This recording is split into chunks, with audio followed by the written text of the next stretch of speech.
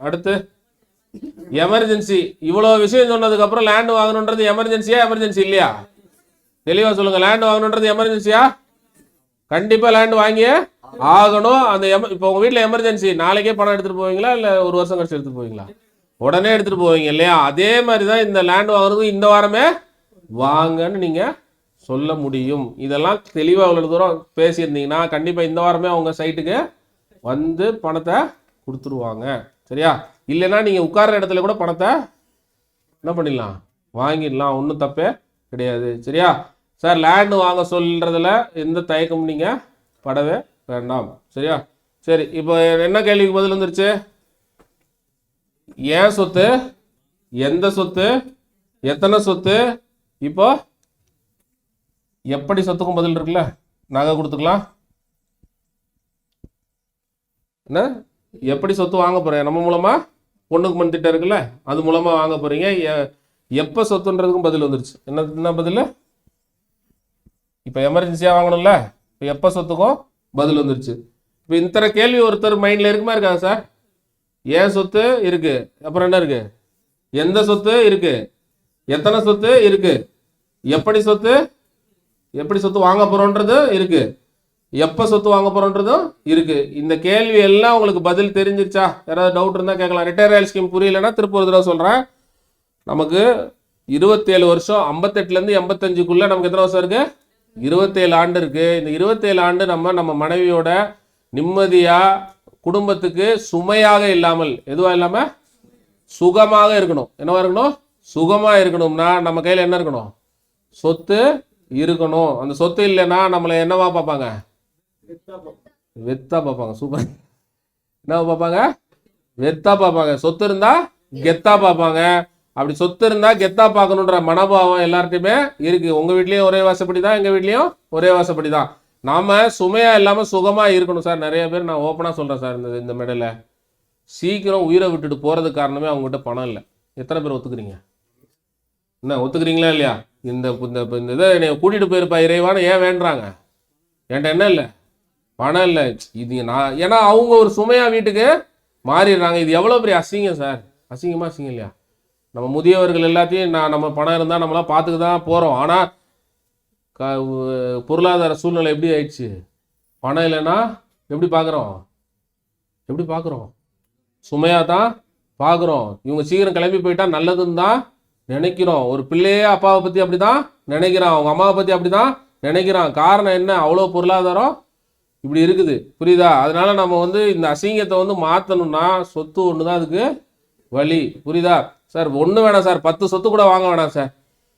ஒரு 2-3 சொத்து வாங்கி போட்டிருந்தா கூட அவங்க வீட்டில் எந்த பிரச்சனையும் பெருசாலாம் இருக்காது. 10 சொத்து நம்ம ஏன் வாங்கி போட்டுக்க சொல்கிறோன்னா, ஒரு சேஃப்டிக்கு ரொம்ப கெத்தாக இருக்குன்றனால. கண்டிப்பாக 2-3 சொத்து இருந்தால் கூட அவங்க வாழ்க்கை எப்படி இருக்கும்? ஓரளவுக்கு கெத்தாக தான் இருக்கும். அதில் எந்த டவுட்டுமே கிடையாது. ஸோ இவ்வளோ பெரிய ஒரு நல்ல விஷயத்த லேண்டு செய்யுதில்ல, லேண்டுக்கு நல்லா காது கிளியிற மாதிரி ஒரு கைத்தட்டுங்க பார்ப்போம். அப்புறம் நம்ம தொழிலை பெருமையா நம்ம சொல்லிக்கலாமா? நிறைய பேர் இந்த தொழிலை இழி தொழில் அப்படி இப்படின்னு நிறைய பேர், என்ன நீ புரோக்கரா இருக்கியா அப்படி இப்படி உங்களை கிண்டல் பண்றதுக்கெல்லாம் நிறைய வாய்ப்பு இருக்கு. அவங்களுக்கும் யார் புரிய வைக்க வேண்டியது? நாம தான் புரிய வைக்கணும். இது ஒரு புண்ணியமான பொருள். கரெக்டா? இதை வாங்கி கொடுக்கறதுனால ஒரு குடும்பத்தோட ஜாதகமே மாறுது. கரெக்டா? கடவுள் மாற்ற வேண்டிய வேலையை எது செஞ்சிருது? சொத்து செய்யுது. அப்ப சொத்து ஒரு கடவுளுக்கு சமமானது. இதெல்லாம் யார் சொல்லிக் கொடுக்கணும்? மக்களுக்கு நாம தான் சொல்லிக் கொடுக்கணும். சொல்லிக் கொடுக்க அவங்களுக்கு இந்த விஷயம் நல்லா புரிஞ்சிடும். ஸோ அப்போ ஒரு 85 வயசு வரலும் வாழ்றதுக்கு நமக்கு எவ்வளோ தேவை? 12 லட்சம் வருஷத்துக்கு 27 வருஷத்துக்கு 3,4 கோடி வருது. அதில் 7% விலைவாசி உயர்வு போட்டோம்னா எவ்வளோ வருது? 13 கோடியா மாறிடுது. அந்த 13 கோடிக்கு மாசம் 8,500 ரூபா சேர்த்தா வருஷம் 1 லட்ச ரூபா வந்துடும். அது மூணு வருஷத்துக்கு ஒரு தடவை 3 லட்சமோ 4 லட்சமோ சேர்த்தோம்னா நமக்கு என்ன வந்துடும்? 30 வருஷத்துல சொத்து எவ்வளவு சொத்து வந்துடும்? 10 சொத்து வந்துடும். இப்போ இவர் ஒருத்தர் வீட்டுக்கு போய் சொல்றீங்க, அவர் வாங்கல, ஆனா அவங்க பையனை வாங்க வைப்பாரா, வாங்க வைக்க மாட்டாரா? ஒரு குடும்பமே இதனால திருந்தாதா? எதை நோக்கி திருந்தது? 10 சொத்து வாங்கணுன்றதை நோக்கி திருந்தது. இப்படி திருந்துறதுனால என்ன ஆகும்? ஒரு டிசிப்ளின் அவங்க வாழ்க்கைக்குள்ள வருமா வராதா? சார் சொத்து மட்டும் வாங்க போறது இல்லை, அவங்க என்ன பண்ண போறாங்க? ஒரு டிசிப்ளின்குள்ள வருவாங்க. எப்படியாவது பணத்தை சேர்க்கணும், ஒழுங்கா சேர்த்து அதை வச்சு சொத்து வாங்கணும்னாலே நிறைய தவறுகள் முதல்ல என்ன பண்ண மாட்டாங்க? செய்ய மாட்டாங்க. நமக்கு வேலை இல்லை, தேவையில்லை, யாரை கூட போய் சண்டை போட்டுட்டு இருப்பாங்களா? சொல்லுங்க சார். சொத்து வாங்கவே நேரம் இல்லை, என்ன பண்ணணும்? போய் வேலையை பார்ப்போன்னு யாரு கூடயும் பெருசாக போய் சண்டை போட மாட்டாங்க. அப்போ இதோட சைடு எஃபெக்ட் என்ன? சமுதாயமே தெரிஞ்சிடும். என்ன தெரிஞ்சிடும்? சமுதாயமே தெரிஞ்சிடும். ஏன்னா ஒரு 10 சொத்தை நோக்கி எல்லாரும் பயணிக்கிறப்போ, ஒரே எண்ணத்தோட பயணிக்கிறப்போ என்ன பண்ண மாட்டாங்க? தேவையில்லாத சிந்தனைகளும் தேவையில்லாத வெட்டி சண்டைகளும் என்ன ஆகிடும்? என்கிட்ட ஒரு போலீஸ்காரர் சொன்னார், கொரோனா டயத்தில் நிம்மதியாக இருந்தேன் சார் வீட்டுக்குள்ளேயே. நானும் அப்பப்போ வெளியே வருவேன், எல்லாரும் வீட்டுக்குள்ளே இருப்பாங்க, எனக்கு நிம்மதியாக இருந்தது. இந்த கொரோனாவில் திறந்து விட்டாங்க சார், டாஸ்மாக திறந்து விட்டதுலேருந்து ஒரே பிரச்சனை சார். என்ன கேஸாக வருது, தண்ணி அடிச்சு போய் என்ன பண்ணுறான், கலாட்டா பண்ணிகிட்டே இருக்கிறான். போலீஸ் ஸ்டேஷனுக்கு என்ன வருது, கம்ப்ளைண்ட்டாக வருது, கேஸாக வருது. ஒழுங்காக கொரோனாலே இருந்துருக்கலாம் போல சார் அப்படின்னு. புரியுதா புரியலையா? இப்போ எந்த அளவுக்கு மனிதர்கள் வந்து தேவையில்லாமல் ஏதாவது டைம் இருந்ததுன்னா என்ன பண்ணுறாங்க, போய் தேவையில்லாத சண்டையை இழுத்துட்டு வந்துடுறாங்க. ஸோ அதனால் வந்து இது எல்லாம் நம்ம நல்ல விஷயத்துக்கு தானே சொல்கிறோம். இந்த ரிட்டையர் ராயல் ஸ்கீமு நம்ம இப்போ கற்றுக்கிட்ட விஷயங்கள்லாம் போய் நிறைய பேர்கிட்ட சொல்லலாமா? தொடர்ச்சியாக சொல்லி பழகலாமா? சொல்லி பழகுங்க. இப்போ அந்த ரிட்டையர் ராயல் முடிச்சுட்டு கடைசி என்ன வருது, ஒரு ப்ராஜெக்டை பற்றி எக்ஸ்பிளைன் பண்ணுற விஷயம் இருக்கா? கோல் சார்ட் இருக்கா? சரி, கோல் சார்ட் பார்க்கறதுக்கு அடுத்த பாயிண்ட் என்ன? ப்ராஜெக்டை பற்றி முதல்ல ஒரு டீட்டெயில்டாக பார்த்துக்கிறதுக்கு நீங்கள் ஒரு முடிவுக்கு வாங்க. ஒரு ப்ராஜெக்டை பற்றி இவ்வளோ தூரம் சொன்னதுக்கப்புறம் சொத்து முக்கியம்னு வந்துருச்சா? இப்போ எந்த சொத்து முக்கியம் அப்படின்றத நீங்கள் சொல்லணும். புரியுதா? வளர்ற இடம் சொல்லிட்டீங்க. இப்போ அந்த சொத்தை பற்றின என்ன வேணும்?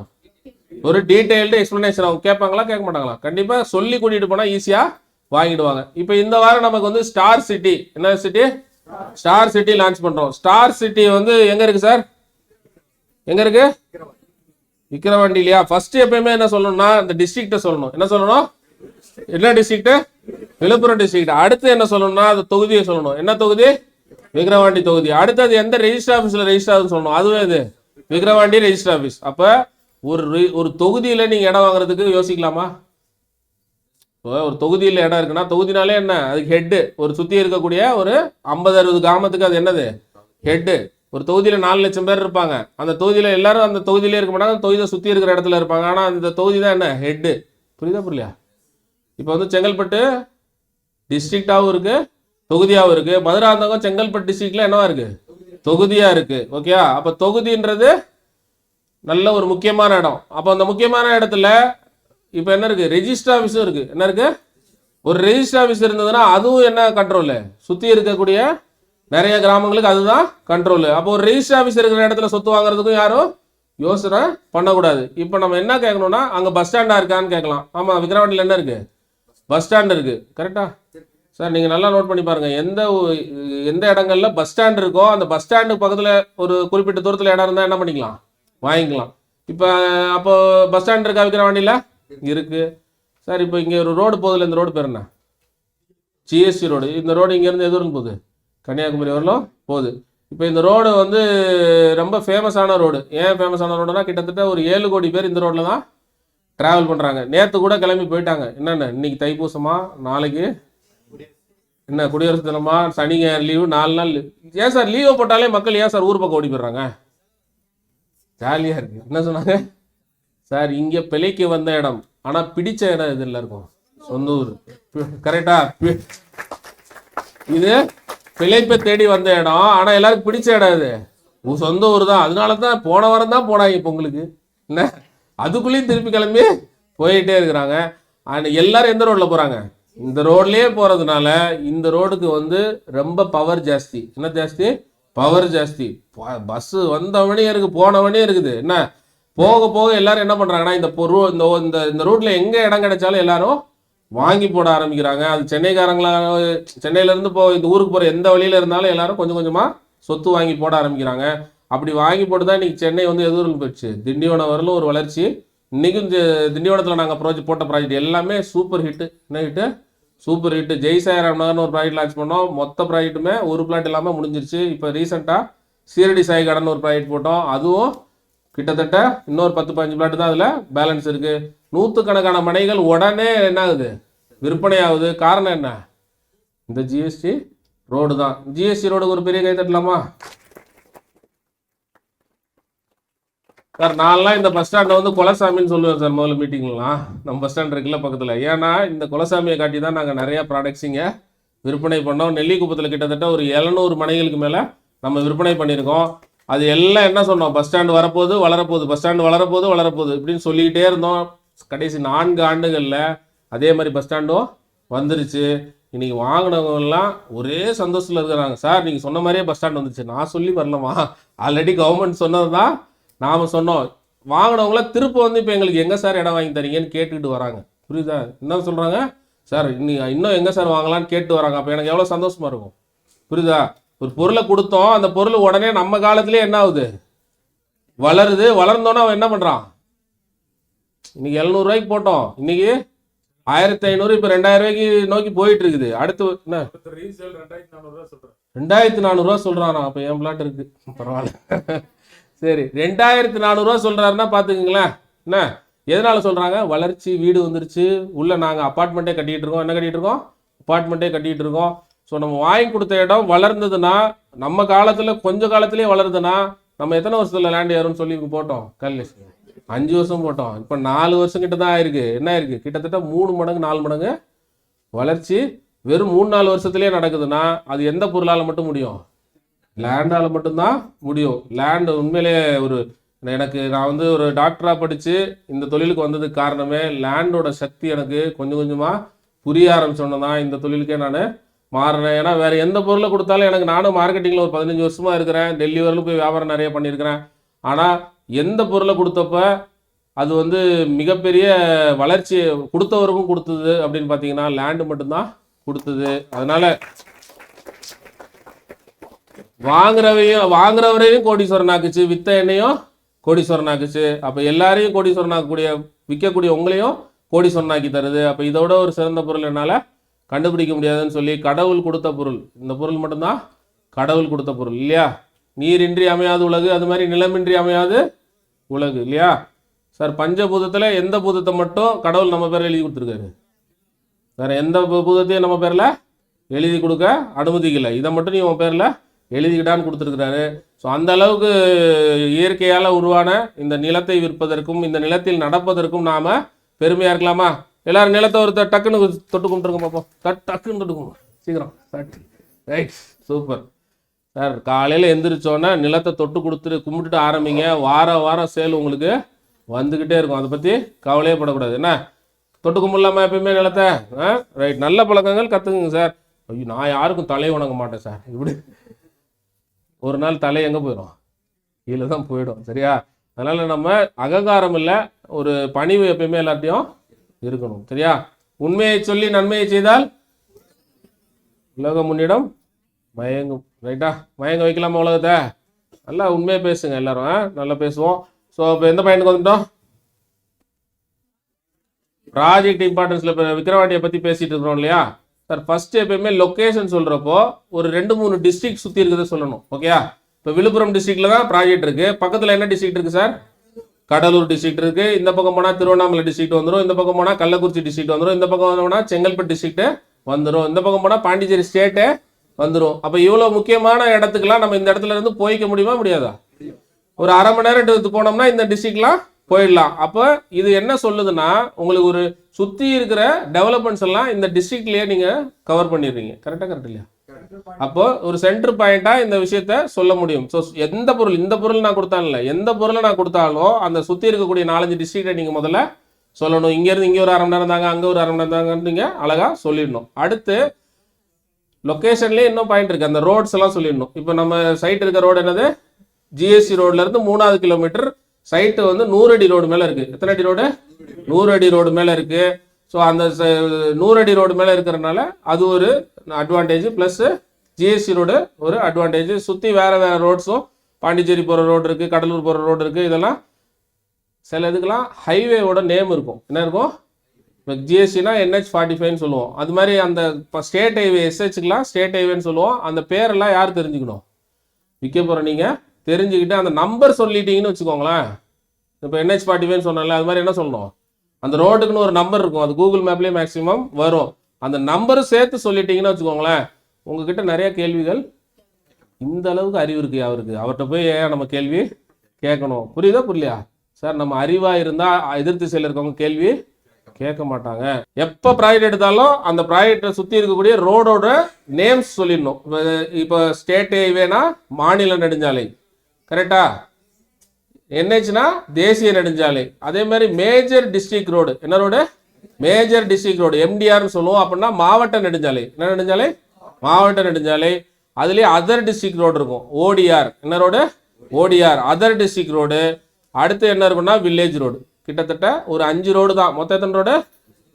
ஸோ இந்த 5 ரோடு வந்து நீங்கள் சும்மா மைண்டில் ஞாபகம் வச்சுக்கலாம். நீங்கள் அதை அப்பப்போ பேசுகிறப்போ, ப்ராஜெக்ட் பேசுகிறப்ப அங்கே சுற்றி இருக்க ரோடை பற்றி நீங்கள் எக்ஸ்பிளைன் பண்ணலாம். இப்போ சுமங்கலி நகர் நீங்கள் ஒரு ப்ராஜெக்ட் போட்டிருக்கோம், அது எம்டிஆர் 789 மேஜர் டிஸ்ட்ரிக்ட் ரோடு 789 மேலே இருக்குது அப்படின்னு சொல்லலாம். மாவட்ட நெடுஞ்சாலை 789.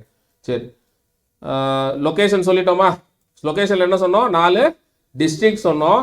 அதே மாதிரி 4 தொகுதியும் சொல்லணும். என்ன சொல்லணும்? சரி, இப்போ என்னென்ன தொகுதி பக்கத்தில் இருக்கு சொல்லுங்கள். விக்கிரவாண்டி தொகுதியா? அது ஆல்ரெடி அந்த தொகுதியில் தான் இருக்குது. அடுத்து என்ன தொகுதி? விழுப்புரம் ஒரு தொகுதி, மயிலம் ஒரு தொகுதி, வேற வானூர் ஒரு தொகுதியா? ஓகே, சுற்றி ஒரு 4 தொகுதி பேரை சொல்லணும். அடுத்து வந்து 4 ரோடு பேரை சொல்லணும். அடுத்து 4 டிஸ்ட்ரிக்ட், 4 தொகுதி, 4 ரோடு பேரை சொல்லணும். ஓகே, சொல்லிட்டாலே ஓரளவுக்கு லொக்கேஷனோட இம்பார்ட்டன்ஸை புரிஞ்சிடும். அடுத்து எங்கே வரணும்னா லொக்காலிட்டிக்கு வரணும். என்ன வரணும்? லொக்காலிட்டியில் வரப்போ தான் பஸ் ஸ்டாண்ட்லேருந்து 3வது கிலோமீட்டர். எத்தனை இருந்து? பஸ் ஸ்டாண்ட்லேருந்து 3வது கிலோமீட்டர், ரெஜிஸ்டர் ஆஃபீஸ்லேருந்து 3வது கிலோமீட்டரோ 2.5 கிலோமீட்டரோ, அப்புறம் வந்து பக்கத்தில் இருக்கக்கூடிய பேங்க், ஏடிஎம், ஸ்கூலு, காலேஜ் எல்லாம் யார் சொல்லணும்? நம்ம ரயில்வே ஸ்டேஷன் எல்லாமே நாம சொல்லணும். சொன்னால் என்ன வந்துடும்? ஓரளவுக்கு கவர் ஆகிடும். ஓகே, எம்ப்ளாய்மெண்ட் ஏதாவது ஆஃபீஸ் இருக்கும், கவர்மெண்ட் ஆஃபீஸ் இருக்கும், மெடிக்கல் காலேஜ் இருக்கும் இல்லையா? இதெல்லாம் எதில் சொல்லணும்? லொக்காலிட்டியில் சொல்லணும். லொக்கேஷன், லொக்காலிட்டி ஓரளவு கவர் பண்ணிட்டீங்களா? அடுத்து எங்கே வரணும்? சைட்டை பற்றி கவர் பண்ணணும். சைட் என்ன சார்? ஒரு கார்னர் ப்ராப்பர்ட்டி. என்ன ப்ராப்பர்ட்டி? Corner property. கார்னராக இருந்தால் என்ன அட்வான்டேஜ்? இந்த பக்கமும் ரோடு இருக்குது சைட்டுக்கு, அந்த பக்கமும் ரோடு இருக்குது. ஒரு சைடு 40 அடி ரோடு, ஒரு சைடு 100 அடி ரோடு. உள்ளே இருக்கிறதெல்லாம் 23 அடி ரோடு, 20 அடி ரோடு எல்லாமே இருக்குது. சைட்டு வந்து சுற்றி வந்து வேறு என்ன டெவலப்மெண்ட்ஸ்? இப்போ நம்ம ரீசெண்டாக வாலிபால் கோர்ட்டும் ஷட்டில்காக் கோர்ட்டும் உள்ளே போடுறதுக்கு இந்த வாரம் ஒரு வேலை செஞ்சிட்டு இருக்கிறாங்க. அப்புறம் உள்ள சில பேருக்கு மரம் நட்டு கொடுக்கணுன்னா மரம் நட்டு மெயின்டைன் பண்ணுறது கொடுக்குறதுக்கு முயற்சி எடுத்துகிட்டு இருக்கிறோம். ஸோ இது வந்து சைட்டோட இம்பார்ட்டன்ஸ். அப்புறம் என்ன இருக்குது? கொட்டேஷன் கரெக்டாக போட தெரியுமா? கைட்லைன் வேல்யூ என்ன வந்துருச்சு ரகு சார்? 200 வந்துருச்சா? 200 ரூபாய் கிட்டத்தட்ட கைட்லைன் வேல்யூ. அதுக்கு வந்து 9% ஃபீஸ் கட்டணும். எவ்வளோ கட்டணும்? 200 இன்ட்டு 1200 வாங்குறாங்கன்னா 1200 இன்ட்டு எவ்வளோ? 9% போடுங்க. கிட்டத்தட்ட எவ்வளோ வரும்? 25,000 கிட்ட வருமா? 25,000, 20,000 கிட்ட ஃபீஸ் வரும். ரெஜிஸ்ட்ரேஷன் டாக்குமெண்டேஷன் பட்டா ஃபீஸ் எவ்வளோ சொல்லியிருக்காங்க சார்? 15,000 சொல்லியிருக்காங்களா? சரி, மொத்தம் வந்து ஒரு 35,000 ரேஞ்சில், 35,000லேருந்து 40,000 என்ன முடிஞ்சிடும்? பத்திர செலவு, பட்டா எல்லாம் சேர்ந்து முடிஞ்சிடும். ரெஜிஸ்ட்ரேஷன் ஃபீஸ் எல்லாம் சேர்த்து முடிஞ்சிடும். ஓகே, இது வந்து ரெஜிஸ்ட்ரேஷன்.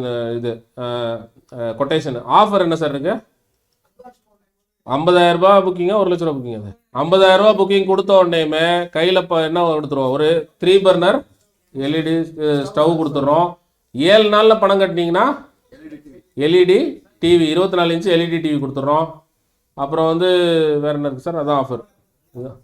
இந்த வாரம் புக் பண்ணுறவங்களுக்கு மட்டும் ஸ்பின் வீல் வச்சுருக்கோம். என்ன வச்சுருக்கோம்? ஸ்பின் வீலில் எத்தனை ரூபா சார் இருக்குன்னா 5,000 ரூபா டிஸ்கவுண்ட்லேருந்து ஆரம்பித்து 1 லட்ச ரூபா டிஸ்கவுண்ட் வரலாம் இருக்கும்.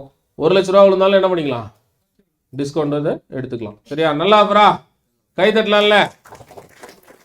ஸ்பின் வீல் கொடுத்து, கிஃப்ட் கொடுத்து, சீக்கிரம் பணத்தை கட்டினா எல்இடி டிவியை கொடுத்து, அதை வாங்க முடியலன்னா லோனை கொடுத்து, என்னென்னமோ கொடுக்குறோம் இல்லையா?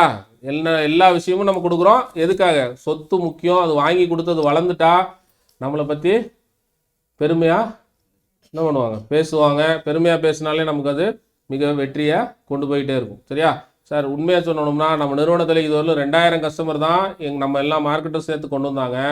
மீதி 8,000 கஸ்டமர், மொத்தம் 10,000 மணியில் 8,000 கஸ்டமர் எனக்கு கஸ்டமர் தான் கொண்டு வந்தாங்க. புரியுதா? 2,000 பேர் தான் மார்க்கெட்டர்ஸ் கொண்டு வந்த கஸ்டமர். 8,000 பேர் யார் கொண்டு வந்தா? கஸ்டமர்ஸ் கொண்டு வந்தது. அப்போ என்ன அர்த்தம்னா கஸ்டமர்ஸ்க்கு நம்ம நிறுவனத்தை ரொம்ப பிடிக்குது. நம்ம கொடுத்த பொருள் வளர்ந்துக்கிட்டே இருக்குது. இப்போ அதில் இன்னும் எக்ஸ்ட்ராவாக சர்வீசஸ்லாம் நம்ம ஆட் பண்ணியிருக்கோம். அது கொஞ்சம் கொஞ்சமாக பார்த்துடலாம். ஸோ அப்போ வந்து எனக்கு மிகப்பெரிய செல்லர் யார்? பையர் தான். அப்போ பையரை நம்ம ஆட்டையில் சேர்க்கலாமா வேணாமா? சேர்த்தாகணும். அதுக்காக தான் கஸ்டமருக்கு உடனே ஐடி போடுங்கன்னு சொல்லியிருக்கேன். என்ன போட்டுருக்கேன்னு சொல்லியிருக்கேன்? ஐடி யாருக்கு போடணும்? நமக்கு போடுற மாதிரியே யாருக்கு போடணும்? கஸ்டமருக்கும் போட்டுடணும். போடலாமா? கஸ்டமர் ஏன் போடணும்னா, கஸ்டமர் எனக்கெல்லாம் வேணாம்பா அப்படின்னு சொல்லுவார் தான். நம்ம என்ன சொல்லணும், சார் இன்னும் நான் 2-3 லேண்ட் வாங்கி போடுங்க சார் என் கூட சேர்ந்து. நீங்கள் ஃப்ரெண்ட்ஸில் ரெஃபர் பண்ணுவீங்களா, அதில் நல்லா வருமானம் வரும் சார், நீங்கள் அதெல்லாம் அப்புறம் பார்ப்போம் சார், ஆனால் நீங்கள் முதல்ல எங்கள் கூட என்ன ஆகிடுங்க, சேர்ந்துக்குங்கன்னு ஒரு ஐடியா போட்டுருங்க. அப்புறம் ரெஜிஸ்ட்ரேஷன் ரூல்ஸ் சொல்லணும்ல, அது வந்திருக்கு. ரெஜிஸ்ட்ரேஷன் ரூல்ஸ்லாம் ஒன்றும் இல்லை, வந்தோடனே 50,000 ரூபா புக்கிங். சார் நிறைய பேருக்கு என்ன டவுட் இருக்குன்னா, சார் வந்து பார்த்து பிடிச்சிருந்தா அவங்க வந்து வீட்டுக்கு போய் லெட்ரு போய் அப்படிலாம் இங்கே கிடையாது. புரியுதா? நம்ம சைட்டை பொறுத்தவரைக்கும் வந்து பார்த்து பிடிச்சிருந்தா என்ன பண்ணிடணும் சார். பிடிச்சிருந்தான்னா என்ன சார் அர்த்தம்? நீங்க சொன்ன மாதிரி இருந்தா அது பிடிச்சிருக்குன்னு அர்த்தம். புரியுதா புரியலையா? இப்போ நம்ம சொன்னோம் இல்லையா பாயிண்ட், இத்தனை கிலோமீட்டரு இதெல்லாம் இத்தனை, அதெல்லாம் தெளிவா யார் சொல்லணும்? நம்ம லொகேஷன் எல்லாம் தெளிவா சொல்லியிருந்தா, நீங்க சொன்ன மாதிரி இருந்தாலே அது பேர் என்ன, பிடிச்சிருக்குன்னு அர்த்தம். நான் சொன்ன மாதிரி இருந்தா நீ வாங்கிக்குவியா அப்படின்னு கேட்கணும். என்ன கேட்கணும்? நான் சொன்ன மாதிரி இருந்தா. இப்போ நீங்கள் வந்து 3 கிலோமீட்டர் சொல்லிட்டு 30 கிலோமீட்டர் கூப்பிட்டு போறீங்க, என்னது உங்களை முதல்ல அடிக்கணும் இல்லையா? 3 கிலோமீட்டர் சொல்லிட்டு கரெக்டாக 3 கிலோமீட்டர் இருந்தால் அவர் உங்களை என்ன பண்ணுவார், அப்ரிஷியேட் பண்ணுவார். சார் கரெக்டாக சொன்னார்ப்பா, அதுவே உங்களுக்கு சேல்ஸாக மாறிடும். நீங்கள் எந்த ஒளிவு மறைவு இல்லாமல் கிளியராக எக்ஸ்பிளைன் பண்ணியிருக்கீங்கன்னாலே அது என்ன பண்ணிடும், உங்களை கஸ்டமராக அவங்கள மாற்றிடும். அதனால் அங்கே வந்துட்டு சார் அவர் தூரமாக இருக்குது சார், நீ யாராவது என் டேபிள் பக்கத்தில் வந்தீங்க, இது மாதிரி நிறைய பேர் வர்றீங்க. ஏன்னா உங்களுக்கு சரியான பாடமாக அவங்களுக்கு நீங்கள் எடுக்கலை, சொல்லலை. வர்ற யாரும் இந்த வாரம் கிடைக்கல, தூக்கிட்டு போகணும் யாரையாவது தூக்கிட்டு வர்றது. சார் வாரம் திங்கக்கிழமையில ஆரம்பித்து சனிக்கிழமை நைட்டு வரலும் உங்களுக்கு ஒரே ஒரு பொறுப்பு தான். டெய்லி 5 பேர்கிட்டையோ 10 பேர்கிட்டையோ நம்ம இந்த சொன்னோம் இல்லையா, ஏன் சொத்து, எத்தனை சொத்து, எப்படி சொத்து, எங்கே சொத்து, இதெல்லாம் புரிய வச்சுருந்தாலே ஒரு கஸ்டமருக்கு பல கஸ்டமர் உங்களை இந்த வாரம் கூட்டிகிட்டு போன்னு தான் சொல்லுவாங்க. புரியுது இல்லையா? அப்போனா கண்டிப்பாக ஒரு கஸ்டமர் உங்களுக்கு என்ன இருப்பாங்க, ரெடியாக இருப்பாங்க. அவங்களையும் பைக்கிலலாம் கூட்டிகிட்டு வராதிங்க. மேக்ஸிமம் கம்பெனியில் கார் இருக்கும். ஓகே, கார்ஸ் வந்து நீங்கள் சொன்னீங்கன்னா அங்கே ட்ராவல்ஸில் சொல்லி அரேஞ்ச் பண்ணிவிடுவோம். அந்த காரில் அவர் கௌரவமாக ஏற்றி கூட்டிகிட்டு வரணும். என்ன கூட்டிகிட்டு வரணும், கூட்டிகிட்டு வந்து வர்றப்பே கொஞ்சம் இந்த ஒரே ஒரு பாயிண்ட் தான் செக் பண்ணணும். என்ன கையில் காசு இருக்கா, இல்லைன்னா ஜிபேல காசு வச்சிருக்காரான்னு மட்டும்தான் கேட்டுருணும். அதை ஓப்பனா சார் காசே கேட்காம ஐயோ கேட்டால் கோச்சுக்கு வரலாம் நினச்சிங்கன்னா உங்களுக்கு சேலே வராது. புரிஞ்சா புரியலையா?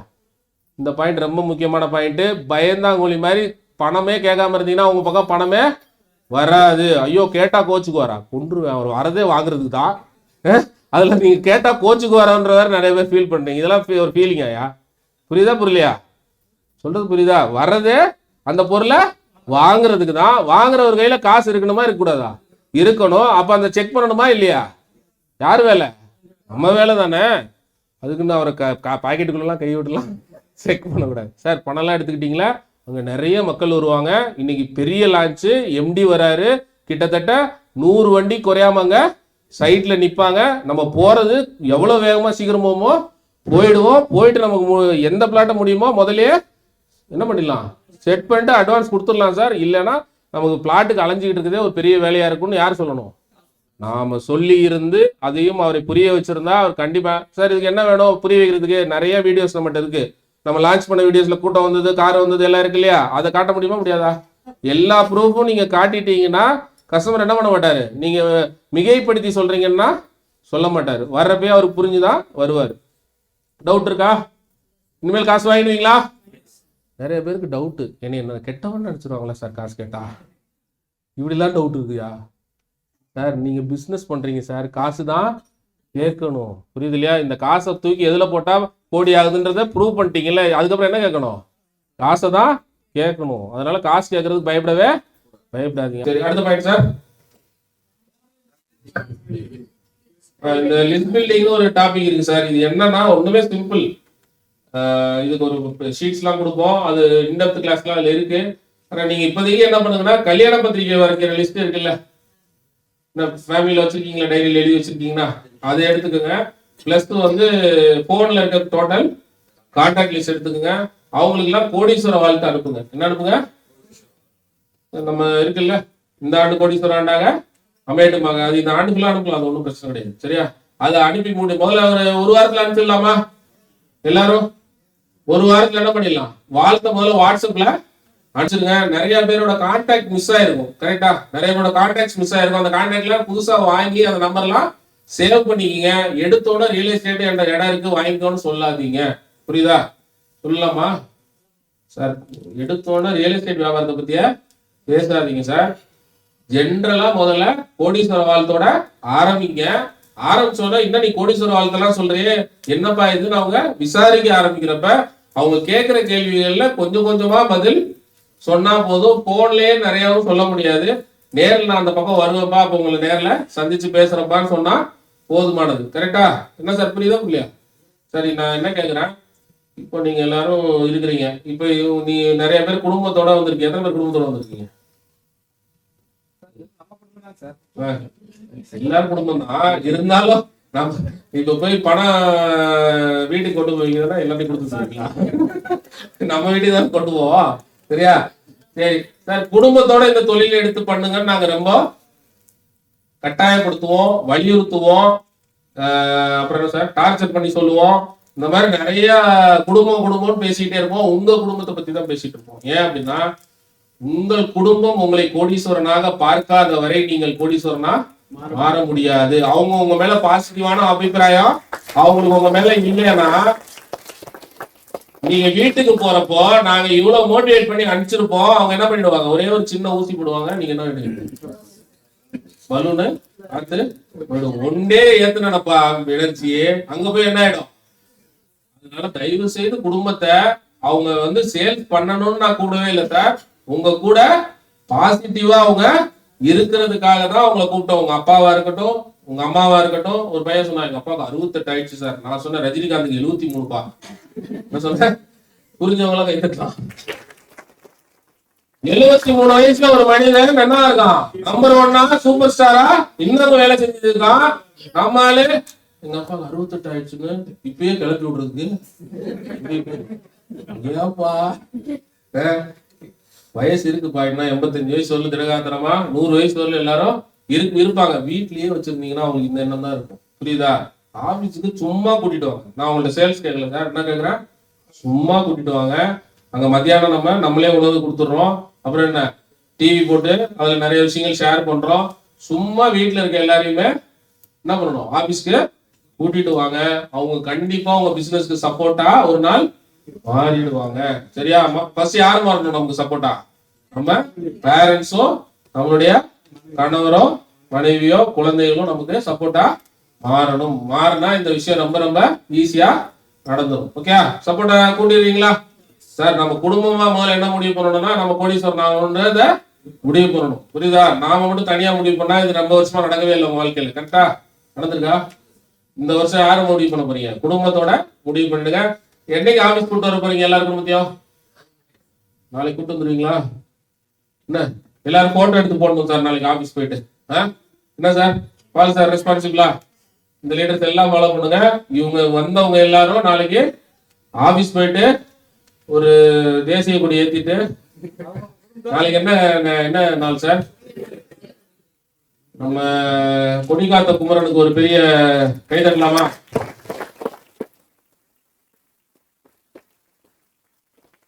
நேற்று திருப்பூர் மண்ணில், அவர் பிறந்த மண்ணில் முதல்ல அவரை ஞாபகம் வச்சுக்கிட்டு தான் நான் திருப்பூர் இறங்கினேன். என்ன திருப்பூர்ல அவர் எனக்காக ஒரு நல்ல ப்ராஜெக்ட் கொடுத்து, நல்ல சைட்டு கொடுத்து, நிறைய மக்களையும் கொடுத்துருக்காரு. அவரோட ஆத்மா, அவருடைய தியாகம் என்ன நம்மளெல்லாம் இன்னைக்கு அழகா சுதந்திரமா நாட்டுல நடமாட வச்சிருக்கு இல்லையா? அன்னைக்கு ஒரு கொடியை பிடிக்கிறதுக்கு கூட சுதந்திரம் கிடையாது. இன்னைக்கு நம்மளால இவ்வளவு அழகா இந்த ஹோட்டல்ல உட்கார்ந்து பேச முடியும்னா அந்த மாதிரி பெரிய தியாகிகள்னாலதான் நம்ம இங்க நிக்கிறோம். அவங்க தியாகத்துக்காக நீங்க மிகப்பெரிய கைத்தட்டல் கொடுங்க.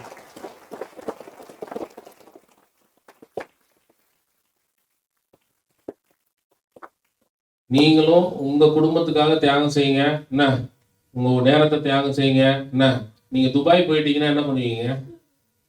டக்கு டக்குன்னு வீட்டுக்கு போவீங்களா? என்ன, போக மாட்டீங்க தானே? அப்போ உங்க குடும்பத்துக்காக நிறைய சொல்லுங்க. நான் வர லேட் ஆனாலும் பரவாயில்ல. என்ன லேட் ஆகுமா? டைகர் சார்ல எத்தனை மணிக்கு வராரு? அதனாலதான் குடும்பத்தோட டிராவல் பண்றாரு. புரியுது இல்லையா? ஸோ இந்த தொழில கொஞ்சம் நேரம் அதிகமா கொடுக்க வேண்டியது வரும். பணம் இப்போ ஒரு 9 மணிக்கு வீட்டுக்கு வந்து வாங்கிக்கோங்க கூட நைட்டு சொல்லுவாங்க. நான் வேலையை விட்டு வந்துடுவேன். நம்ம போய் வாங்கிட்டு தான் வர வேண்டியிருக்கும். அதனால நிறைய தியாகங்கள் நீங்க உங்களுக்காக இல்லை, உங்க குடும்பத்துக்காக செய்யணும். அந்த செஞ்சீங்கன்னா இந்த தொழில் ரொம்ப வேகமா வந்துடும். புரியுதுல்ல? எத்தனை மணிக்கு ஆபீஸ்க்கு போகலாம் சார் காலையில?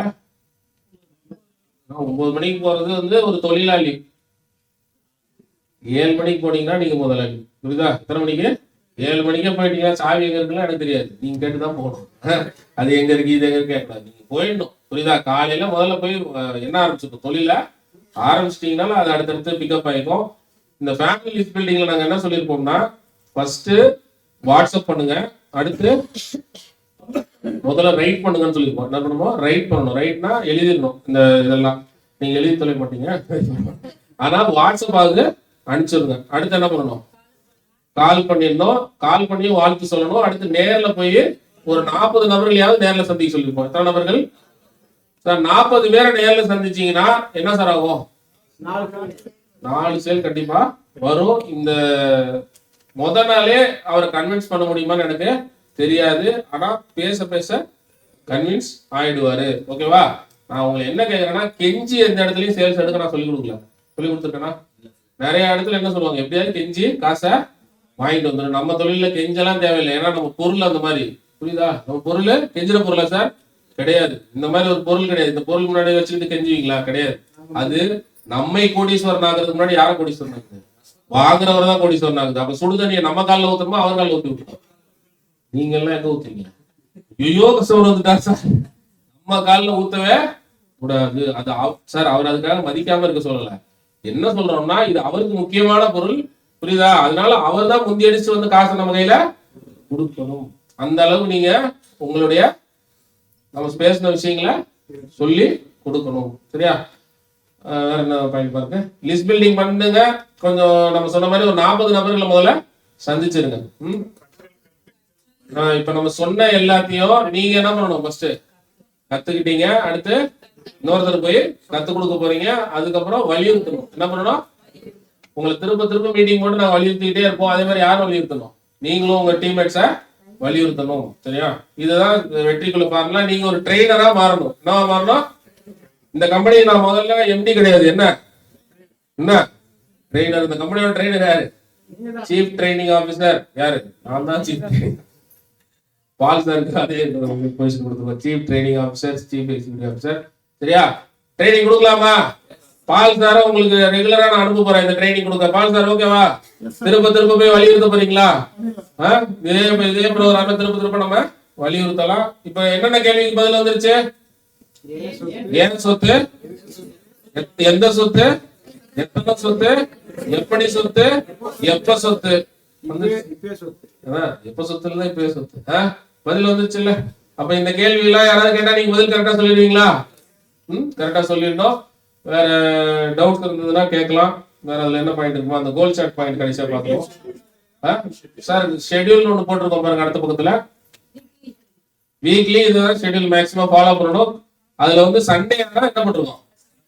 ஏன் முதலே போட்டோம்னா, நீங்க சண்டே ரொம்ப ரொம்ப முக்கியமான நாள். அன்னைக்கு எங்க குடும்பத்தை கூட்டிட்டு நாங்க குலசாமி கோயிலுக்கு போறோம்லாம் சொல்லக்கூடாது. புரியுதா? நான் அங்க போறேன் இங்க போறேன்லாம் சொல்லக்கூடாது. என்னைக்கு குலசாமி கோயிலுக்கு போகணுமோ அது சண்டேயா மட்டும் வச்சுக்க கூடாது. புரியுதா? அது என்னைக்கு வச்சுக்கணும்? வேற ஒரு நாளா வச்சுக்கணும். நமக்கு வந்து குலசாமி எது? நம்ம தொழில் தான் நமக்கு குலசாமி. செய்யும் தொழிலே தெய்வம். அதனால வந்து நீங்க மெயினா என்ன பண்ணணும்னா, சண்டே அன்னைக்கு எங்க இருக்கணும்? சைட்ல இருக்கணும். அதுவும் நாங்க லான்ச் பண்ற சைட்டா இருந்தா நல்லா என்ன இருக்கும்? கூட்டம் இருக்கும். நீங்க சும்மா லைட்டா கொஞ்சம் ஆசிலேஷனா இருக்க கஸ்டமரை கூட்டிட்டு வந்தா கூட என்ன பண்ணிடுவாரு? புக்கிங் பண்ணிடுவாரு. புரியுது இல்லையா?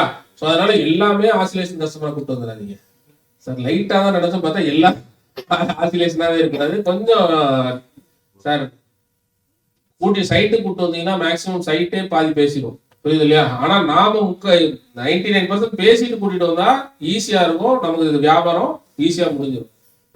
அடுத்து என்ன இருக்கு? Sunday, Monday to Sunday 11 o'clock to 12 o'clock live relay நடக்கும். என்ன நடக்கும்? லைவ் ரிலே நடக்கும். மொத்தம் 26 பிரான்ச்லயும் என்ன ஓடும்?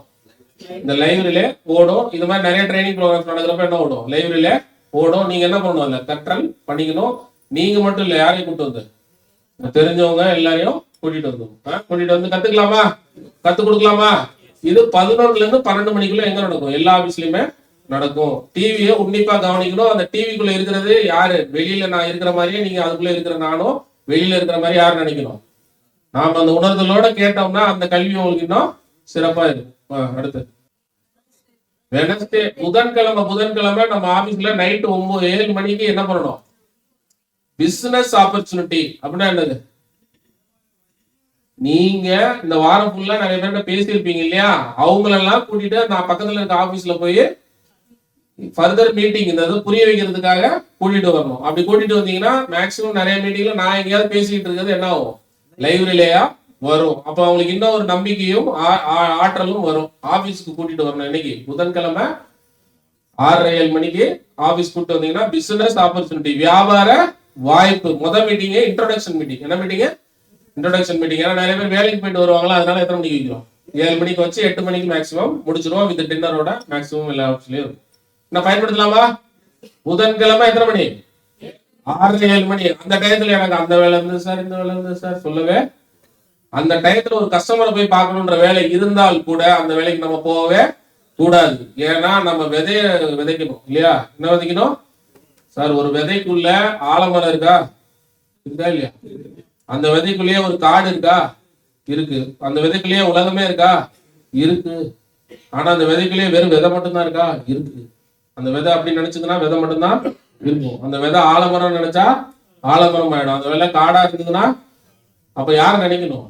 இந்த விதை நினைக்கணும். அந்த விதையை நினைக்க வைக்கணும். இப்ப நீங்க விதையா இங்க விதைக்கப்பட்டிருக்கீங்க. உங்களை பார்த்தா எல்லாரும் பார்த்தாலும் எனக்கு காடாதான் தெரியுது, உலகமா தான் எனக்கு தெரியுது. அது என்னைக்கு உங்க கண்ணுக்கு தெரியுதோ அன்னைக்கு என்ன ஆயிடுவீங்க? காடாவும் உலகமாவும் மாறிடுவீங்க. தெரியுமா உங்க கண்ணுக்கு? கண்டிப்பாக ஒரு காலத்துல உங்களுக்கு தெரிய வந்துடும். அனுபவ ரீதியா எப்படி எனக்கு நிறைய விஷயங்கள் போறப்போ தெரியுதோ அதே மாதிரி உங்களுக்கு போறப்போ தெரிய ஆரம்பிக்கும். கரெக்டா சார்? இங்க ஏறி உட்கார்ந்துக்கிட்டு மதுரையை காட்டுனா காட்ட முடியுமா சார்? இந்த பஸ் மேல ஏறி உட்கார்ந்து சார் மதுரையை காட்டிட்டு பஸ் எடுங்க சார் சொல்லுங்களேன், அப்படி சொல்ல முடியுமா? அதுக்கு பதில் மதுரைக்கு யார் போயிருக்காங்களோ என்ன அவங்க கையை பிடிச்சுக்கிட்டோம் மதுரை போய் சேர்த்துருவாங்க. அப்படிதானே பஸ்ல மதுரைன்னு போட்டு வச்சிருக்காங்க இல்லையா? அதே மாதிரிதான் கோடீஸ்வர பாதை. இதுன்னு சொன்னா நம்பி பஸ்ல ஏறிடணும். சார் கோடியை காட்டுங்க நான் வரேங்களாம் சொல்லக்கூடாது. புரியுதா? புரிஞ்சா புரியலையா? அப்ப யார் கேட்டாலும் ஒழுங்கான பதில் சொன்னீங்கன்னா அவங்க நம்ம கூட வந்துருவாங்க. வந்துடுவீங்களா? வந்துருங்க. அடுத்த என்ன?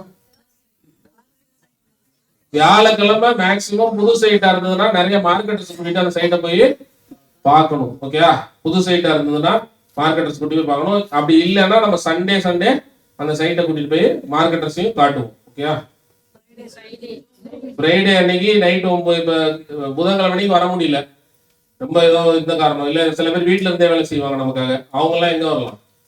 ஜூம் மீட்டிங் வெள்ளிக்கிழமை நைட்டு 9 மணிக்கு. அதே மாதிரி வேற ஊர்கள்ல உங்களுக்கு தெரிஞ்சவங்க இருக்காங்களா? வெளியூர்ல எல்லாம் உங்களுக்கு தெரிஞ்சவங்க இருக்காங்களா? அவங்க எல்லாம் எங்க கொண்டு வரலாம்? ஜூம் மீட்டிங் எல்லா வெள்ளிக்கிழமையும் 9 மணிக்கு ஜூம் மீட்டிங்ல நீங்க கலந்துக்கலாம். எல்லாம் ஒரே லிங்க், ஒரே நேம், ஒரே பாஸ்வேர்டு தான் எப்பயுமே. ஓகே? கலந்துக்கலாமா? 1000 பேர் வரலாம் அதுல லிங்க்ல பங்கு பெறலாம். நீங்க உங்க தமிழ்நாடுக்குள்ள வியாபாரம் பண்றதுக்கு தயாரா இருக்கீங்களா? தமிழ்நாட்டுல தானே இருக்கீங்க. கொஞ்சம் கொஞ்சமா தமிழ்நாடுக்குள்ள வியாபாரம் பண்ண கத்துக்கங்க. நீங்க பெரிய வியாபாரி ஆகி பெரிய செல்வந்தன் ஆகணும்னா தமிழ்நாடு ஃபுல்லா வியாபாரம் கத்துக்கணும். சரியா? ரைட். அடுத்து சாட்டர்டே ஆனா கஸ்டமர் கேப் புக் பண்ணிடணும். ஓகே? அது எப்படி புக் பண்ணணும்ன்றத உங்க டீம் லீடர்ஸ்ட கேட்டுக்கோங்க. ஓகே? கேப் எடுத்துடலாமா? சனிக்கிழமை புதுசா ஒருத்தர் போய் பார்க்க கூடாது. ஆல்ரெடி 5 நாள் பண்ணீங்கல்ல வேலை, அந்த பண்ண வேலையில உங்களுக்கு தெரியும் இவரை வாங்க வச்சிடலாம். அவரை போய் திரும்ப சந்திச்சு என்ன பண்ணணும்? நீங்க வந்துருங்க, உங்களுக்கு நான் கேப் அரேஞ்ச் பண்ணிடுறேன்னு. ஒரு மீட்டிங்க்கு எத்தனை மீட்டிங்? 2-3 மீட்டிங் போயிருக்கணும். போயிருந்தா ஈஸியா கேப் எடுத்துடலாம். புரியுதா புரியலையா? ரைட். அடுத்தது வேல்யூ அடிஷன் இப்ப கொண்டு வந்திருக்கோம். Adiyogi plot management services. என்ன சர்வீசஸ்? Plot management services. என்ன சார் டிவி? சரி, இந்த இதை மட்டும் முடிச்சிடறேன். ஆதியோகி பிளாட் மேனேஜ்மெண்ட் சர்வீசஸ் அப்படின்னா என்ன சார்? பிளாட் மேனேஜ்மெண்ட் சர்வீசஸ்னா இப்போ சைட் வந்து இப்படியே நான் வித்துட்டு போயிடுறேன், புல்லா முளைச்சு கிடைக்குது, என்ன பாலடைஞ்சு பங்களா மாதிரி ஆயிடும் இல்லையா? அந்த சைட்ல யாராவது ரீசேல் பண்ண முடியுமா? இப்ப நாங்க என்ன கொண்டு வந்திருக்கோம்னா, இப்ப இந்த சைட் நீங்க விற்கிறப்ப எல்லாத்தையும் சொல்லுங்க. கொஞ்ச காலத்துக்கு யார் மெயின்டைன் பண்ணுவா? கம்பெனி மெயின்டைன் பண்ணுவோம். ஆனா திடீர்னு உங்ககிட்ட ஒரு என்ன கேட்போம்? மாசம் மெயின்டெனன்ஸ் கேட்போம். எவ்வளவுனா 50 காசு சதுரடிக்கு. சதுரடிக்கு எவ்வளோ? இப்போ ஒரு 800 சதுரடி வாங்குறாருன்னா 400 ரூபாய். எவ்வளோ சார்? இப்போ ஒரு வாட்ச்மேன் போட்டு அவர் மெயின்டைன் பண்றாருன்னு வச்சுக்கோ சார், வருஷத்துக்கு எவ்வளவு சார் ஆகும்? அவருக்கு ஒரு பிளாட் அவரே மெயின்டைன் பண்றாருன்னா லட்சக்கணக்கில் அவரு பணம் வருஷத்துக்கு கால்குலேட் பண்ணா செலவு பண்ணணும். அதுக்கு முதல்ல மாசம் எவ்வளோ? 400 ரூபாயில இருந்து 500 ரூபாய் யார் கொடுத்துடலாம்? நம்ம கிட்ட கொடுத்துட்டா நம்மளே சைட்டா நீட்டா மெயின்டைன் பண்ணிடுறோம். புரியுதா? எந்த விதமான தேவையில்லாத எதுவும் நுழைக்காம நம்ம பாத்துக்கிறோம். எல்லாமே கிளியரா இருக்கான்னு பாத்துக்கிறோம். Site maintenance service. என்னது? சைட் மெயின்டெனன்ஸ் சர்வீஸ் கம்பெனி கொடுக்குது. அடுத்து என்னது? இல்ல, ஆதியோகி ரீசேல் சர்வீஸ் கொடுத்துருக்குல்ல. ஆதியோகி ரீசேல் சர்வீஸ், அதாவது 2 வருஷம் கழிச்சு ஒருத்தர் எடுத்தோன்னா விற்கிறதுக்கு திரும்ப கொடுக்க கூடாது. எத்தனை வருஷம்? 2 வருஷம் கழிச்சு. பணம் ரொம்ப அவசியம்னா எங்க கொடுக்கலாம்? நம்ம கிட்ட கொடுத்து நீங்க விற்பனை பண்ணி நாங்க தருவோம். நாங்க வாங்கிக்க மாட்டோம். புரியுதா? நாம விற்பனை பண்ணி கொடுப்போம். அதுக்கு ஒரு 3 மாசம் டைம் கூட எடுப்போம். ஆனா அவருக்கு பணம் தேவைப்படுறப்ப நம்ம கிட்ட கொடுக்கலாம். 2 வருஷத்துல. சார் புரியுதா? புரியல. அவர் எங்கேயாவது போய் விற்கிறதுக்கு ஆள் தேவையில்லை. யாரையும் வித்து கொடுத்துருவா? கம்பெனியே வித்து கொடுத்துருவோம். சார் ஒரு இடத்த வித்தும் கொடுத்து அதை மெயின்டைன் பண்ணி கொடுத்து என்ன பண்றோம்? கடைசியில வித்து பண்றதுக்கு சர்வீஸ் கொடுக்குறோம். அடுத்து வாழ்நாள் சொத்துகளுக்கு 500. அதுக்கு முன்னாடி இந்த என்டர்டைன்மெண்ட் பிளான் எல்லாம் போட்டிருக்கோம்ல. என்டர்டைன்மெண்ட் பிளான் தான் ஒன்றும் இல்லை சார். உள்ள வாலிபால் போட்டு, ஷட்டில் கால் போட்டு, இந்த மாதிரி அடுத்து பேஸ்கெட் பால் போட்டு எல்லாம் கொண்டு வரோம். எது கொண்டு வரோம்னா மக்கள் அப்பதான் திருப்ப சைட்டுக்கு வருவாங்க. சைட்டுக்கு வந்தா வீடு கட்டணும்ன்ற எண்ணம் தோணும். வீடு கட்டணும் எண்ணம் தோணுச்சுன்னா அந்த சைட் ஆட்டோமேட்டிக்கா இன்னும் வளர்ச்சியா மாறும். ஓகே, அதுக்காக போட்டுருக்கோம். Healthy farm plot. சில பிளாட்ல எல்லாம் என்ன பண்றோம்னா மரம் 10 மரம் வச்சு வளர்த்து கொடுக்குறோம். அந்த வேலையும் பண்றோம். ரெசிடென்ஷியல் ஹவுஸ் பிளாட்ஸ் அது மாறிடும்ல, அப்படி பார்க்க. அடுத்து இன்வெஸ்ட்மெண்ட் ஆட்டோமேட்டிக்கா இன்க்ரீஸ் பிளாட்ஸ். ஓகே, புத்தகத்துல என்ன இருக்கு சார்? அடுத்த பாயிண்ட். இப்போ நம்ம ஸ்லோகன்லாம் சில இது வச்சிருக்கோம். அதை திருப்ப ஒரு தடவை நம்ம போறப்ப சொல்லிக்கலாம். அடுத்து வேற இருக்கு. வாழ்நாள் சொத்து இலக்கு 500. சரி, இந்த வாழ்நாள் சொத்து இலக்கு 500க்கு ஒரு ஃபார்முலா போட்டு தரேன். ஃபாலோ பண்றீங்களா? சார் நம்ம கம்பெனில இப்போ பொசிஷன்ஸ் பேர் எல்லாம் மாத்திருக்கோம். ஓகேவா? எக்ஸிக்யூட்டிவ்னு உங்களுக்கு பொசிஷன் கொடுத்துருந்தோம்னா உங்க பேர் இப்போ பிசினஸ் மேனேஜர். உங்க பேர் என்ன? Business manager. இதுதான் பேசிக். நம்ம கம்பெனில 1ஆம் கிளாஸ் நீங்க ஜாயின் பண்றீங்கன்னு அர்த்தம். அதனால நீங்க கவலைப்படாதீங்க. 1ஆம் கிளாஸ்ல இருந்து பிஜி டிகிரி வரலும் வாங்கிடலாம். அது ஒரே வருஷத்துல வாங்கிடலாம். அதுக்குள்ள ஃபார்முலா பார்க்கலாமா? ஒண்ணுமே கிடையாது. இது ஒரு ரிப்பீட் மாடல். என்ன மாடல்? என்ன சார் ரிப்பீட் மாடல் அப்படின்னு கேட்டிங்கன்னா, நீங்கள் நம்ம லிஸ்ட் பில்டிங்கில் பார்த்தோம், ஒரு 400 பேர் ஃபேமிலி அதில் போட்டிருப்போம். அதில் 400 ஃபேமிலியை லிஸ்ட் பண்ணிக்கோங்க உங்கள் குடும்பமாக சேர்ந்து. அந்த 400 ஃபேமிலியில் ஒரு 100 ஃபேமிலியில் நீங்கள் வாட்ஸ்அப்போ ஃபோனோ பண்ணுங்கள். ஒரு 40 ஃபேமிலியை நேரில் மீட் பண்ணுங்கள். அப்படின்னா உங்களுக்கு 4 ரெஜிஸ்ட்ரேஷன் நடக்கும். எத்தனை ரெஜிஸ்ட்ரேஷன் நடக்கும்? 4. வாட்ஸ்அப்பில் ஒருத்தர் வருவார், இதுலேருந்து வருவார், சரி 4 ரெஜிஸ்ட்ரேஷன் கண்டிப்பாக நடக்க வாய்ப்பு இருக்குது. அப்படி 4 ரெஜிஸ்ட்ரேஷன் நடந்ததுன்னா நீங்கள் முதல்ல ஒரு பிஸ்னஸ் மேனேஜராக மாறிடுவீங்க. என்ன மேனேஜரு? இப்போ நீங்கள் 40 ஃபேமிலியை சந்திச்சிங்க, ப்ளஸ் நிறைய பேர்கிட்ட பேசுனது, ஃபோனில் வந்தது, இதெல்லாம் சேர்த்து ஒரு 4 குடும்பம் உங்க கூட சேர்ந்து வந்துடும். எத்தனை குடும்பம்? 4 ஃபேமிலி உங்க கூட சேர்ந்து இதே வேலையை செய்கிறதுக்கு வந்துடும். அப்படி இதே வேலையை செய்கிறதுக்கு 4 குடும்பம் வந்ததுன்னா அவங்களும் அதில் ஒரு 2 குடும்பமாவது உங்களுக்கு இதே மாதிரி பிஏமாக மாறினாங்கன்னா நீங்கள் அடுத்த பொசிஷனுக்கு வந்துடுவீங்க. 2 குடும்பம் பண்ணிச்சுன்னா 8 ரெஜிஸ்ட்ரேஷன் பண்ணிடும். நீங்கள் அடுத்த பொசிஷன் உங்களுக்கு டிஆர்எம், டெபுட்டி ரீஜனல் மேனேஜர். என்ன மேனேஜரு? டெபுட்டி ரீஜனல் மேனேஜர் ஆகிடுவீங்க. அதே மாதிரி இப்போ டிஆர்எம் வந்து அடுத்து ரீஜனல் மேனேஜராக மாறணும்னா அவருக்கு கீழே 2 பேர் டிஆர்எம்மாக மாறணும். அப்படி 2 பேர் டிஆர்எம்மாக மாறினாங்கன்னா அவருக்கு 16 ரெஜிஸ்ட்ரேஷன் நடக்கும். இப்படியே வந்து ஒவ்வொரு பொசிஷனும் நாங்கள் போட்டுகிட்டே போனோம்னா உங்களுக்கு 32 ரெஜிஸ்ட்ரேஷன். இந்த பொசிஷனுக்கு பேர் டிஆர்எம் ஜோனல் ஹெட்டு. இந்த பொசிஷனுக்கு பேர் ஜோனல் ஹெட்டு. அடுத்த பொசிஷனுக்கு பேர் 32 ரெஜிஸ்ட்ரேஷன். அடுத்த 64 ரெஜிஸ்ட்ரேஷன். இதுக்கு பேர் வந்து இந்த இருக்குமா போட்டாச்சு, எக்ஸிக்யூட்டிவ் டைரக்டர். இதுக்கு பேர் டைரக்டர் ஆக்சுவலாக. அதுக்கு மேலே எக்ஸிக்யூட்டிவ் டைரக்டர், அதுக்கு மேலே சீனியர் எக்ஸிக்யூட்டிவ் டைரக்டர், அதுக்கு மேலே வந்து வைஸ் பிரசிடென்ட். ஓகேவா? இது நடக்கிறதுக்கு 64, 128, அடுத்து 256, 512 ரெஜிஸ்ட்ரேஷன் நடக்கணும். இது ஓவராலாக கொட்டினீங்கன்னா 1020 ரெஜிஸ்ட்ரேஷன் வரும். இப்போ இந்த 1020 ரெஜிஸ்ட்ரேஷன் நடக்கிறதுக்கு நீங்கள் ஒரே ஒரு ஸ்டெப்பு தான் போட்டீங்க. என்ன ஸ்டெப்பு? 4 ரெஜிஸ்ட்ரேஷன் பண்ணேன், 4 ஃபேமிலி உள்ள கூட்டிகிட்டு வந்துட்டேன். என்ன சார் எதுக்கு எடுத்தாலும் ஃபேமிலின்றீங்கன்னு கேட்குறீங்களா? ஃபேமிலியை கூப்பிட்டு வந்தால் அது வேகமாக நடக்கும். புரியுதா? ஒரு மாதத்துக்கு ஒரு படியே உங்களால் மூவ் பண்ண முடியும். எத்தனை படி? 2, 3, 4, 5, 6, 7, 8 படி இருக்கா? 8 படி 8 மாதத்துல கூட நடக்கும். ஓகே, அக்டோபர் 4 என்னுடைய பிறந்த நாள் இருக்குது. அன்னைக்கு கூட நீங்கள் எங்கே வந்துடலாம், பிபியா மாறிடலாம். இதுக்கு என்ன பண்ணணும்னா 1020 ரெஜிஸ்ட்ரேஷன் நீங்கள் என்ன 4 தானே பண்ணீங்க, மீதெல்லாம் யார் பண்ணா? என்னுடைய டீம் தான் பண்ணுது. அப்போ நான் கற்றுக்கொண்டதை கற்றுக் கொடுப்பதனால் நான் எங்கே வந்துட போகிறேன்? வந்துடலாமா? புரியுதா புரியலையா? நான் கற்றுக்கிட்டேன். யார்கிட்ட கற்றுக் கொடுத்தேன்? என் டீமில் கற்றுக் கொடுத்தேன். 4 ரெஜிஸ்ட்ரேஷன் மினிமம் ஒவ்வொருத்தருக்கும் நடக்க நான் எங்கே வந்துடுறேன்? என் டீம் பெருகிக்கிட்டே போக போக நான் எங்கே வந்துடுறேன்? மேலே வந்துடுறேன். ஆரம்பிக்கிறப்ப இங்கேருந்து 400 மைல் தான் இருக்கும், மதுரை 450 மைல் இருக்கும். 4 மைல் போயிட்டு நின்றுலாமா? நிறைய பேர் பண்ணுற தவறு என்ன? 4 மைல் போயிட்டு நின்றுவாங்க. அடுத்தடுத்த மைல்களை கடக்கணும். கடக்க ஆரம்பிக்கலாமா? இந்த ஃபார்முலா படி உங்களுக்கு எத்தனை ரெஜிஸ்ட்ரேஷனு? 1020 ரெஜிஸ்ட்ரேஷன் நடக்கும். 1020 ரெஜிஸ்ட்ரேஷன்னா ஒரு ரெஜிஸ்ட்ரேஷனுக்கு எனக்கு 10,000 ரூபா ரஃபாக கிடைச்சதுன்னா எனக்கு எவ்வளோ கிடைக்கும்? 1 crore இன்கம். எவ்வளோ இன்கம்மு? எப்பயும் கோடியை கேட்டால் உடனே பொங்கிடணும். அப்படி பொங்குறவங்க தான் கோடீஸ்வரனா.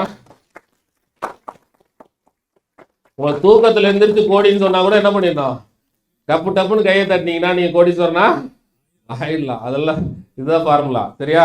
இப்போ நமக்கு 1000 ரெஜிஸ்ட்ரேஷன் நடந்து ஒரு 10,000 ரூபாய் 5 லட்ச ரூபா எனக்கு ஒரு பிளாட் ஆவரேஜ் போட்டுக்கிட்டா கூட 2% கமிஷன் போட்டால் 10,000 ரூபா வந்துடுது. எனக்கு 1 கோடி ரூபாய் வந்துடுது. இந்த 1 கோடி ரூபாய் எனக்கு பல தடவை வருமா? ஒரு தடவை வருமா? பல தடவை வர வாய்ப்பு இருக்குது. ஒரு இடத்துல வருமா? பல இடத்துல வருமா? பல இடத்துல வர வாய்ப்பு இருக்குது. தமிழ்நாட்டில் 234 தொகுதியிலையும் நம்ம ஆஃபீஸ் போட்டோம்னா நீங்கள் எங்கே பயன்படுத்தலாம்? 234 தொகுதியிலையும் பயன்படுத்தலாம்.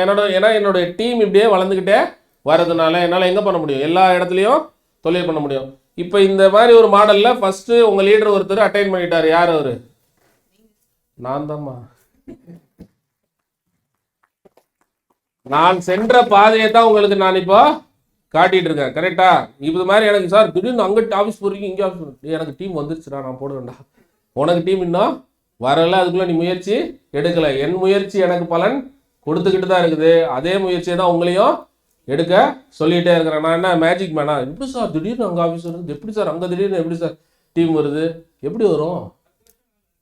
அவ்வளோ உழைப்பு நாங்கள் போட்டு நாங்கள் உளுந்து பிறண்டு கற்றுக்கிட்டதெல்லாம் ரொம்ப ஈஸியாக உட்காந்து உங்களுக்கு டேபிள் போட்டு சொல்லி கொடுத்துட்ருக்கோம். நாங்கள் உளுந்த கதையெல்லாம் உங்களுக்கு தெரியாது. அடிப்பட்ட கதையெல்லாம் சார் இந்த நிறுவனத்தில் கிட்டத்தட்ட 26 டிபார்ட்மெண்ட் இருக்குது. எத்தனை டிபார்ட்மெண்ட் இருக்குது? ரெஜிஸ்ட்ரேஷன் டிபார்ட்மெண்ட்லேயே 4 டிபார்ட்மெண்ட் இருக்குது. என்ன பட்டா வாங்கி கொடுக்குற டிபார்ட்மெண்ட்டு, என்ன ரெஜிஸ்ட்ரேஷனுக்கு ஃபண்டு அரேஞ்ச் பண்ணுற டிபார்ட்மெண்ட்டு, கவர்மெண்ட்டில் போய் ரெஜிஸ்ட்ரேஷன் ஆஃபீஸில் ரெஜிஸ்டர் பண்ணி கொடுக்குற டிபார்ட்மெண்ட்டு, அப்ரூவல் வாங்குற டிபார்ட்மெண்ட்டு, என்ன இருக்கா இல்லையா? இது மாதிரி கம்பெனியில் எத்தனை டிபார்ட்மெண்ட் இருக்குது? 26 டிபார்ட்மெண்ட். இந்த ஈவெண்ட் அரேஞ்ச் பண்ணுறாங்களே அது ஒரு டிபார்ட்மெண்ட்டு, ஐடி போடுறீங்களா சாஃப்ட்வேர் ஒரு டிபார்ட்மெண்ட்டு, இது மாதிரி எத்தனை இருக்குது? 26 டிபார்ட்மெண்ட் நான் நடத்துகிறேன். அதில் ஒரே ஒரு டிபார்ட்மெண்ட் சேல்ஸ் டிபார்ட்மெண்ட். யார் நடத்துகிறா? உங்களை கொல்ல போகிறேன். வெறியில் இருக்க எல்லாருமேலையும் ஒரே ஒரு டிபார்ட்மெண்ட்டை கொடுத்து ஹேண்டில் பண்ணுங்கப்பா, வாங்கப்பா கோடீஸ்வரன் ஆயிருங்கப்பான்னு சொன்னால் போட்டு என்னைய பாடா படுத்தக்கூடாது. புரியுதா? சொல்கிறத ஒழுங்கா செய்யணும். ஏன்னா எனக்கு நிறைய வேலை இருக்குது இல்லையா? ஃபினான்ஸ் டிபார்ட்மெண்ட் யார் பார்க்கணும்? நான் தானே பார்க்கணும். கரெக்டாக இல்லையா? ஒரு சைட்டு வருதுன்னு நினைக்காதீங்க சார். கோடிக்கணக்கான முதலீடு உங்கள் கையில் தரப்பட்டிருக்குன்னு நினைங்க. புரியுதா? ஒரு சைட்டு வருதா, கோடிக்கணக்கான முதலீடு உங்கள் கையில் கொடுக்கப்பட்டிருக்கா?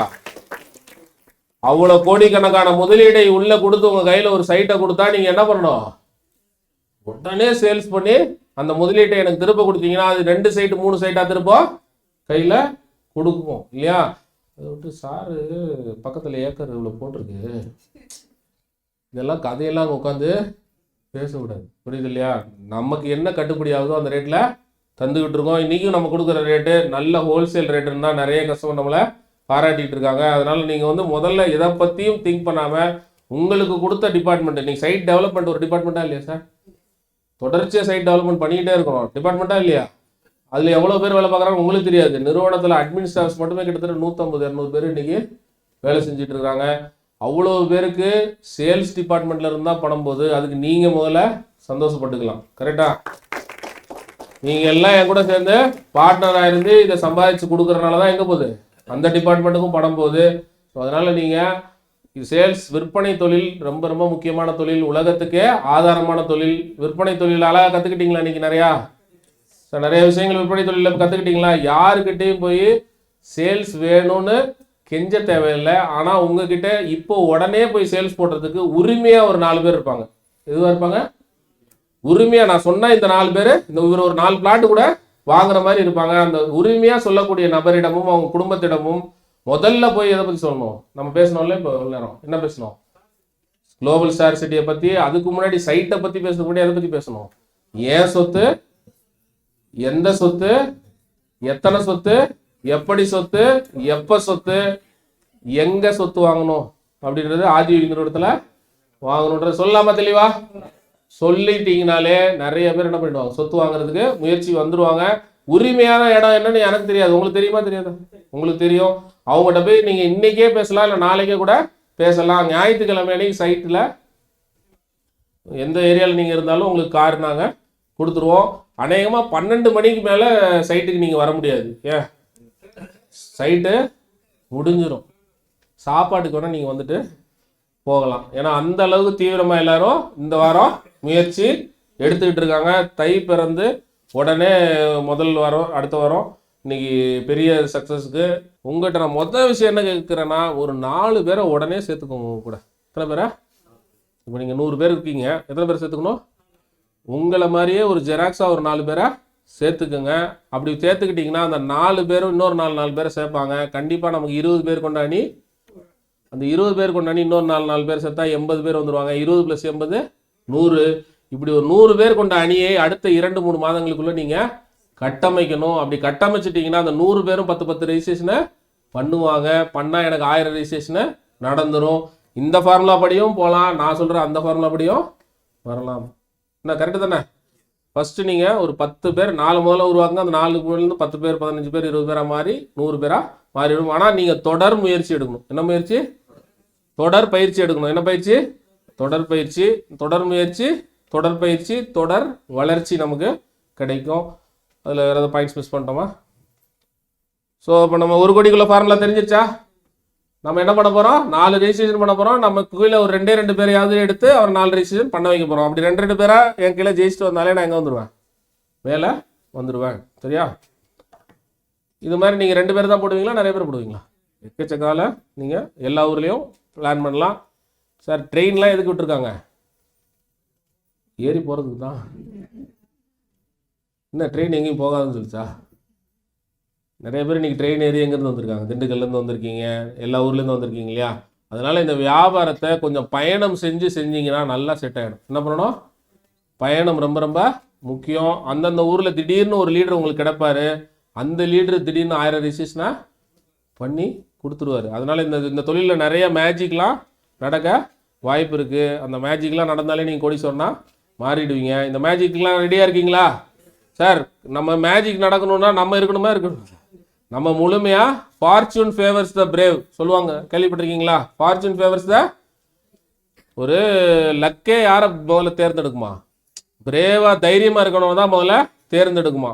இது இல்லைன்னா உன்னை தேர்ந்தெடுக்கிறது விட்டுருமா. ஸோ அதனால் எல்லாரும் தைரியமாக இருப்பீங்களா?